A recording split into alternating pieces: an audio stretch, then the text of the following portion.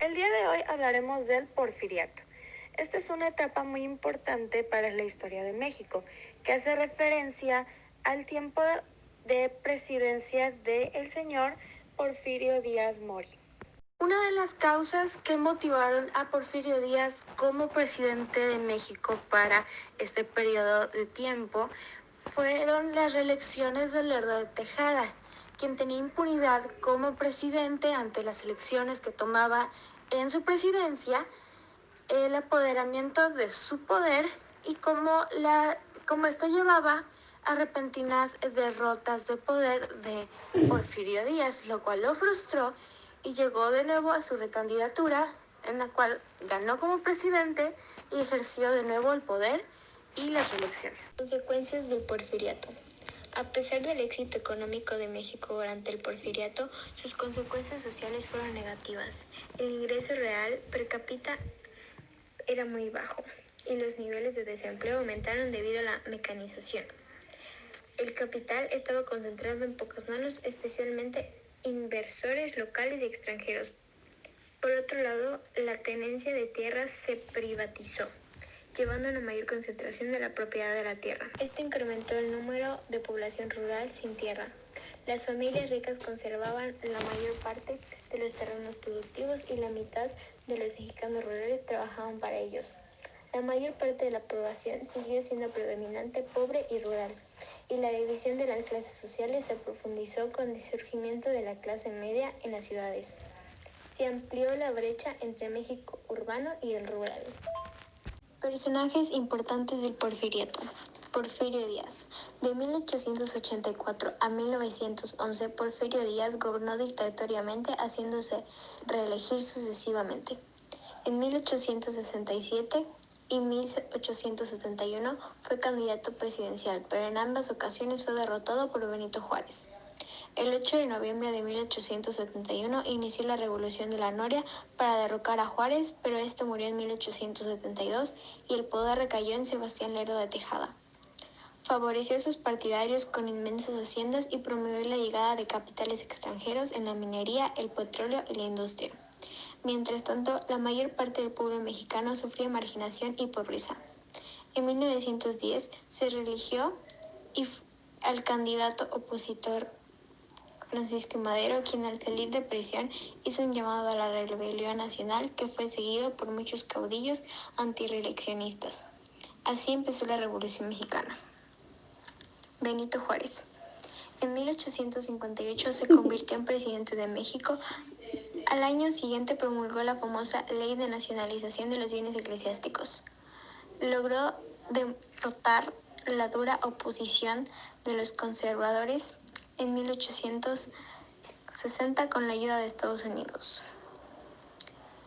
Sus tropas derrocaron al usurpador y lo fusilaron en 1867. El mismo año fue reelegido como presidente de la República. En esta nueva etapa, Benito Juárez expandió la educación gratuita y laica por todo el país. También se esforzó por implementar ferrocarriles y telégrafos. En 1871 postuló nuevamente a la presidencia y resultó ganador. Bernardo Reyes. Durante la primera etapa de la Revolución Mexicana se levantó en armas contra el gobierno de Francisco I. Madero, llegando a ser arrestado y después liberado para luego llevar a cabo un enfrentamiento contra las fuerzas leales del presidente Madero. En vísperas de escena trágica, terminando muerto a consecuencia de una ráfaga de balas de parte del bando contrario. Joaquín Barán de Quijano. Siendo diputado por Campeche, inició su larga carrera política. En 1862 fue electo gobernador de Campeche. En 1875 fue reelecto para el periodo siguiente. Durante su gobierno se expandió la ley sobre la instrucción primaria obligatoria y se procuró la mejora de caminos verticales. En 1881 fue reelecto senador para el Distrito Federal.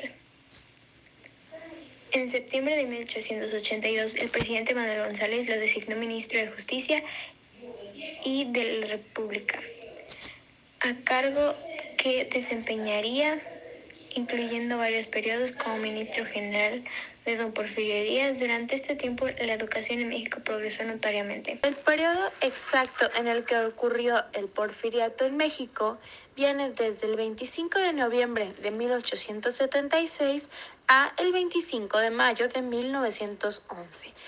Entre estas fechas ocurrieron, como podemos ver en la imagen, las diferentes etapas de su gobierno. El porfiriato funcionó en base a bastantes ideologías diversas, entre ellas el liberalismo, el conservadurismo, la retrógrada, el anarquismo, el socialismo, el comunismo, que fueron básicamente las principales ideologías que se utilizaron para la época y para la gobernatura de Porfirio Díaz Mori.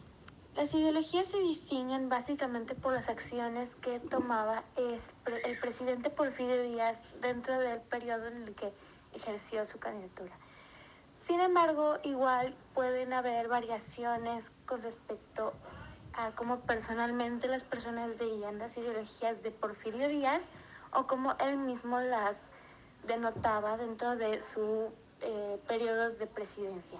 Sin embargo, esas fueron las ideologías más destacadas de su persona y de sus propuestas como presidente. La importancia del porfiriato en la historia del país se basa más en el terreno económico, donde Porfirio Díaz impulsó a México a lograr un periodo de paz dentro del porfiriato y la tenaz decisión de acumulación económica, que los llevó a tener grandes aprendizajes con respecto a las relaciones externas del comercio en México.